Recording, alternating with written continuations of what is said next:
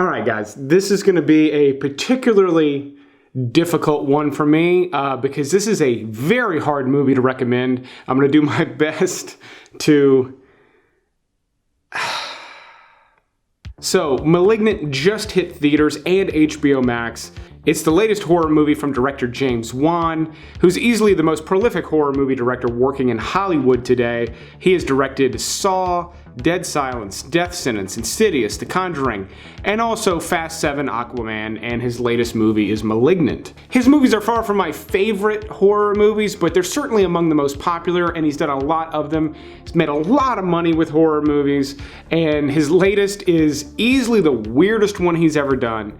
Easily the least scary. I don't know that it's really scary at all, but I love it, and I'm gonna do my best to explain why in this video. And because this is difficult, I'm gonna break it into 3 parts. The beginning is no spoilers. I'm just gonna kind of set things up, give you a little idea of what I liked and didn't like about this movie, and then we're gonna move on to very light spoilers where I spoil nothing about the plot, but I kind of clue you in as to what type of movie this actually is, which is the reason I liked it so much, and then we will wrap up with full-on spoiler talk where I really talk about all the crazy stuff that's in this movie. I'll be sure to give you plenty of warning each time I jump into one of those new phases so I don't spoil this movie for you, but I will reiterate, I am not recommending this movie, which is not something I normally do. I normally do not do a whole video on movies that I don't recommend, but I've got a lot to say about this one, and I do want to explain why I liked it. And I know there will be some of you watching who probably wrote this movie off, had no interest in it,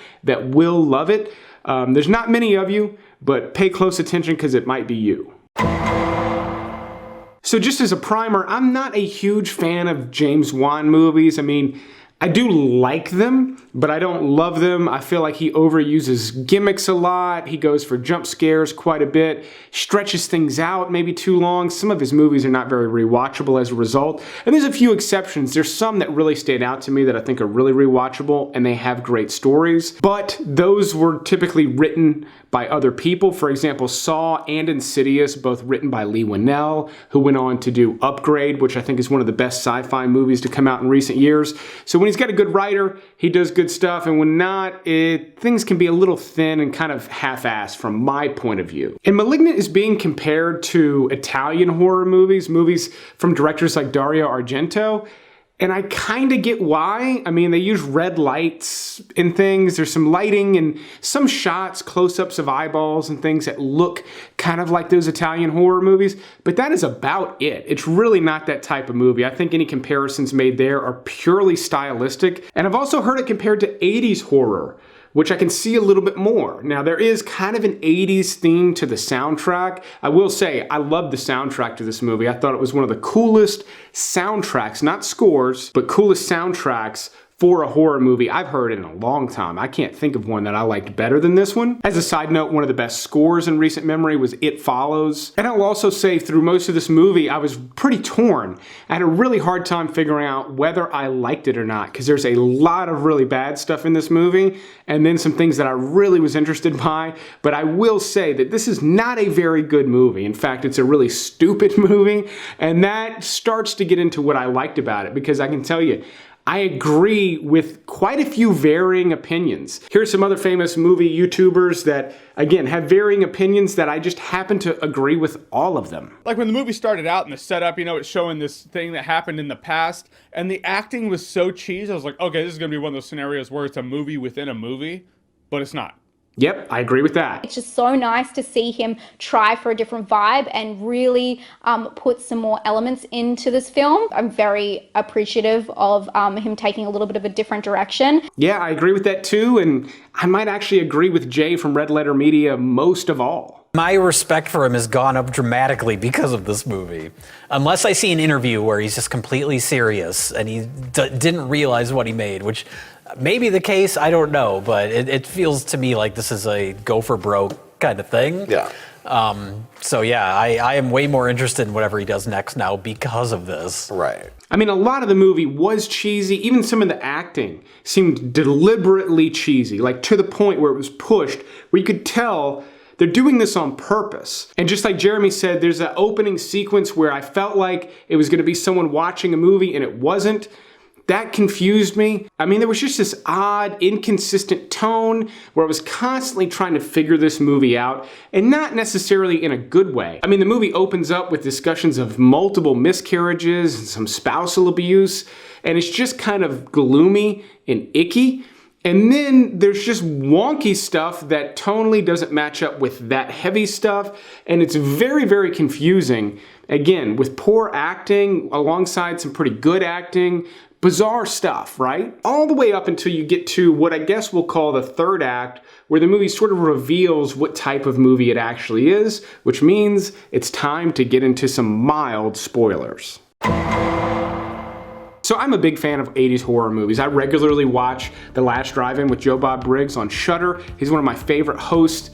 I used to love watching Monster Vision hosted by him on TNN when I was in high school. He's introduced me to so many weird, interesting movies. In fact, I would consider Joe Bob Briggs to be the closest thing that I have to a mentor when it comes to talking about movies. And I've always wondered when I watch these cheesy, over-the-top, gore-fest horror movies, mostly from the 80s, early 90s, what would happen if somebody put a lot of money into one of those? I mean, if they took this schlocky script, weird, crazy concept, and did a big budget movie with it, what would that be like? Now, I'll be honest, I never had the thought in my head that that would be a good idea to do, but nevertheless, I've always wondered what would happen. For instance, if you're not familiar, there's a movie called Brain Dead with this weird little creature that attaches himself to this kid's brain stem and controls him, and it's just wonky. The thing sings, and it's wild stuff.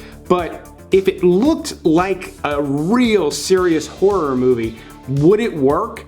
And Malignant sort of answers that question for the first time ever, maybe? And the answer is maybe? I don't know. I don't really know if this works. Mass audiences seem to really not be liking this movie, which is what I find really interesting. So if you yourself have not really enjoyed James Wan movies, you felt like they were maybe a little bland, not interesting enough, or anything like that, you like weirder, different stuff, do not pass up Malignant. Even if you don't end up liking it, I think you will at least appreciate how different this movie at least tries to be. And that's really the thing with Malignant. It's not a good movie. It really isn't. But what they were trying to do, at least what I think they were trying to do, they get so many points for. I mean, the balls on this guy to do a movie like this is kind of wild. And it's hard to tell if it's balls or stupidity, but you got to think, from a guy that has directed so many successful movies, including Aquaman and Fast 7, that was one of the better Fast and Furious movies. A guy that has so much box office success, I don't know that he would make a mistake as big as it appears that he made with Malignant. It seems like it's intentional, and if it is, I love him for it. And that's where I agree with Jay from Red Letter Media. If this is intentional, if it is what I'm describing, it's brilliant. I think it's great. I want to watch it again, which I normally don't do with movies like this, just to see if I'm right. At the same time, I stand by what I said tonally. I think there were some misfires.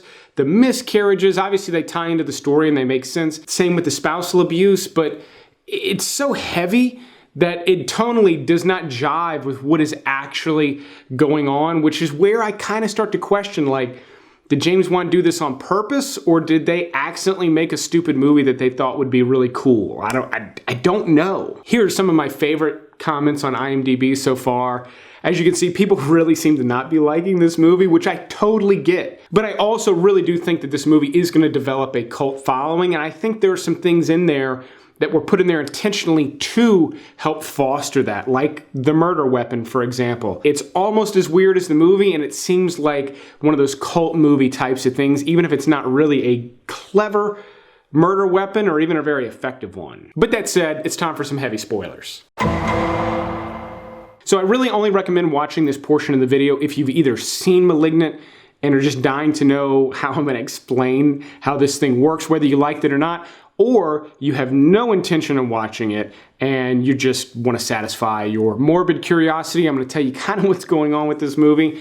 Do not let me spoil the movie for you, though. If you're interested in the way that I've set it up, go watch it, come back, to this time in the video for some spoilers. So like Jeremy Johns said, the first 10 minutes or so, I thought we were gonna cut to someone watching a movie. Sparks flying out of light fixtures, overacting, weird monster behind a curtain, cameras zooming in.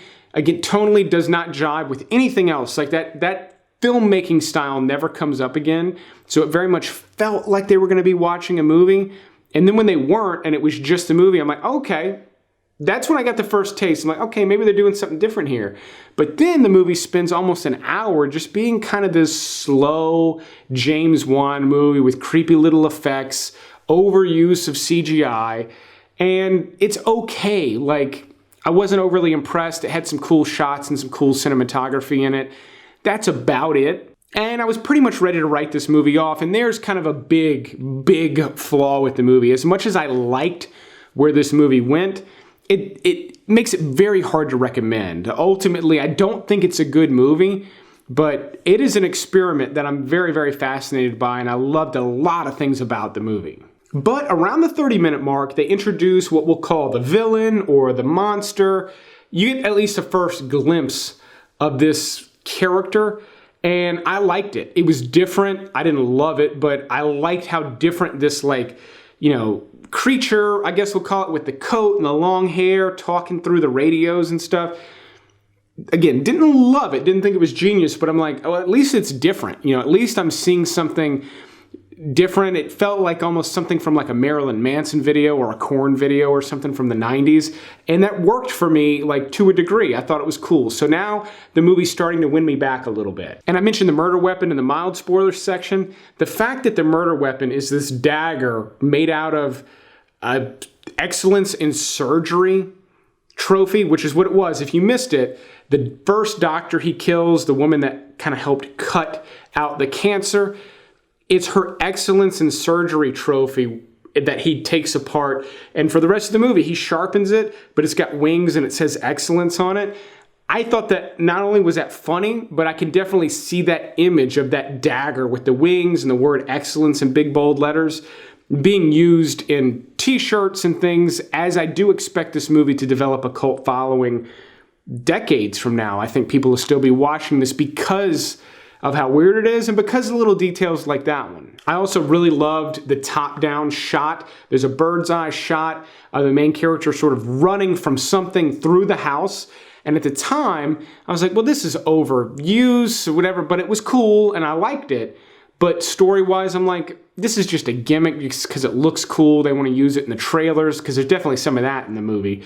But then when they reveal the mother in the attic, it makes sense that, you know, this creature is hanging out in the attic. It makes sense that you're getting this view from the top down of this woman with really nothing visibly chasing her, running through the house.